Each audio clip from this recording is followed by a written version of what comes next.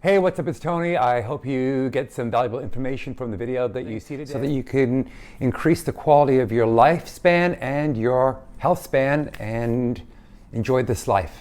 All right, don't forget to like and subscribe. Well, being faced with having to go to shop for a casket. And if you are of a certain age, and maybe younger, death is not just for the elderly, but it's more consistent around the elderly, to sort of prepare you that if you have not made a plan, with your parents, if they're still with your grandparents, or even yourself or your loved ones or your friends, it is a very daunting and challenging thing to do, to go shopping for a casket for a loved one. Here's why. All right. My father passed away. They could only keep his body in the hospital for so long, right? In the, I don't know what it's called, wherever it is down there. You see it in the movies and whatever that place is. The morgue, there we go, right? For so long before you have to make funeral arrangements. So here you are, going through this loss, and the world is around you is still buzzing, and everybody's going about their business and doing whatever it is, which is their God-given right, and you are in this place because you've just lost somebody, and it's a lot going on, and you're dealing with your family and their emotions and how they're handling it, and there's a lot going on. And on top of all of this stuff, you've got to go shop for a casket. Right, because that person did not make any prior arrangements, so it's all up to you. I would suggest that you have a conversation if you're older and you have a parent with you or a grandparent, or your spouse or whoever it is. It's time to get these things in order. Yes, it's a terrible conversation, but on the other end, it's even worse. So we found a funeral home, and one of the things that drove me crazy, and I know it's not their fault, is the faux sympathy. We're so sorry for your loss. Right? It drove me nuts. It drove me absolutely nuts, from the director to the salespeople to and yeah, I know they've got to put that on. I get that, but for me, it just felt like bullshit. It honestly felt like bullshit. And also too, as we moved more along on our appointment, for, preparing, choosing the services, and all the things that go with it, and the flowers and the room, and then, okay, so, there's a bit of a sales pitch thing happening, right? Which I was just like, wow, this is really kind of freaking horrible. We're dealing with death, and this is the kind of stuff. And so let me explain one of the things that they do. So they took me to this room, and it was all lovely. And I was with my mom. I think, was I with my sister? I don't even remember. It's a bit of a blur. Anyways, and they, all like this, and all proper. We're so sorry for your loss. What would your loved one what would they want? What were their wishes?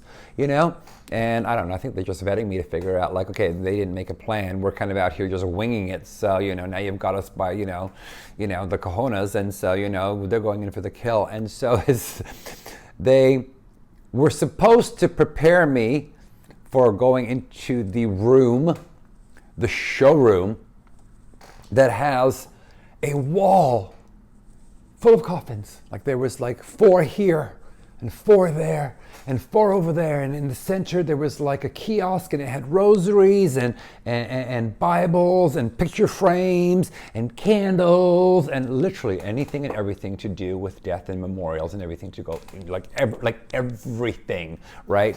If you could imagine a candy store, it's a candy store for death, funerals, memorials, mementos, everything.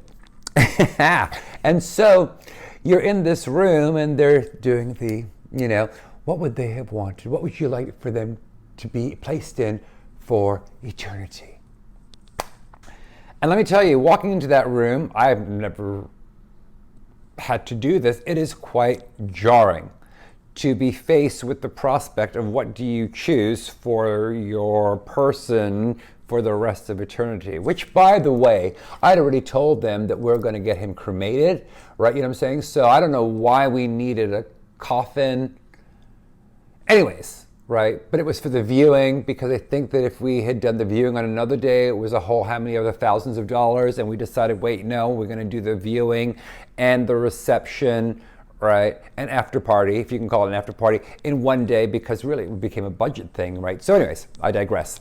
All right, but this is what you'll be faced with if you haven't figured it out.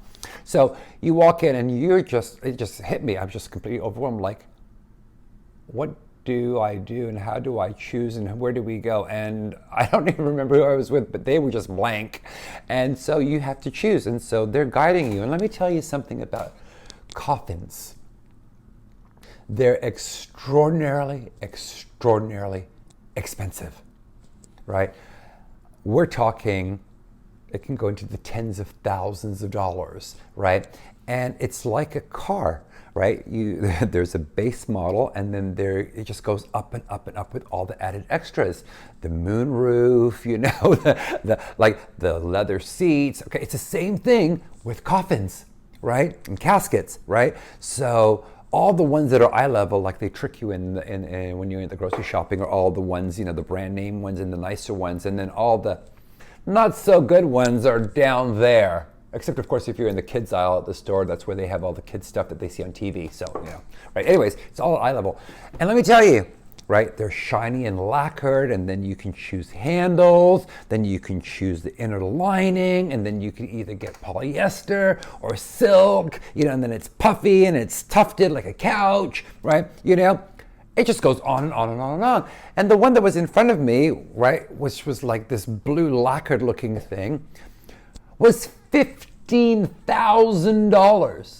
$15,000 for that, right? And then one above it was, I think, 17, and then the one over here, which was like, the Cadillac or the, the Mercedes, right, was like 45,000 because it had brass handles, you know what I'm saying? And I don't know, it probably had a sound system in it, I don't know what the hell was going on. We didn't have that kind of money, but it's such a terrible place to be put in, because then you're sitting there trying to gauge what you're supposed to put your loved one in for.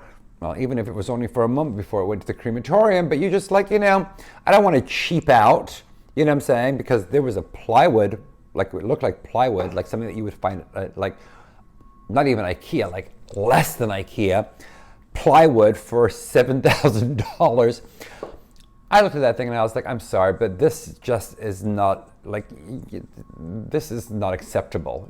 This is worse than the Billy bookcase at IKEA. Like, this is just not good, right?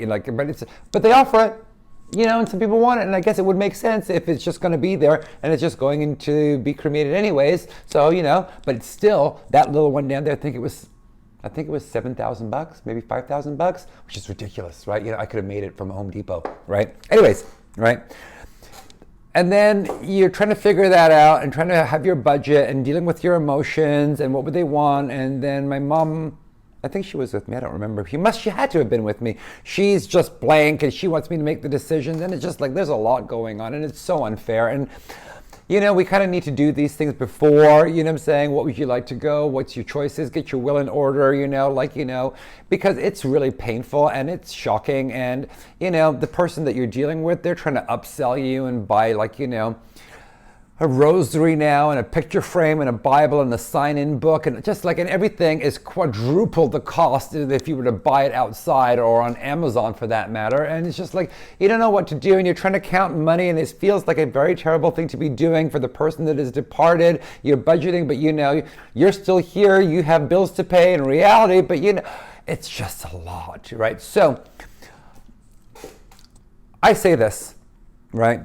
If you can, at this age, and with people that are around you that you care about, and to have these discussions, with your folks or your grandparents or even your spouse, maybe even your friends, about, what are their choices, and I'm not saying that you need to go and put a deposit on it, and, pay it off monthly, but, to have an idea of what to do, because it's a really difficult time, that is only compounded, the death is, difficult, and then it's compounded by these people that are trying to upsell you and, giving their faux sympathy, and it's just really, it's a lot, and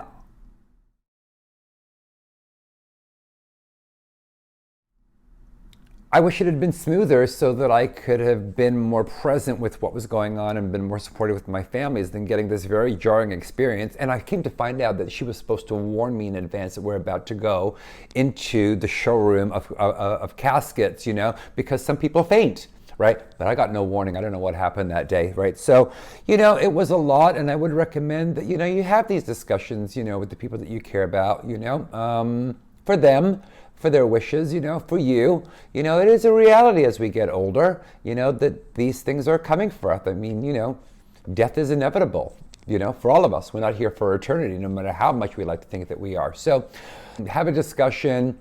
Get to know what they want, you know. It's important for everyone involved.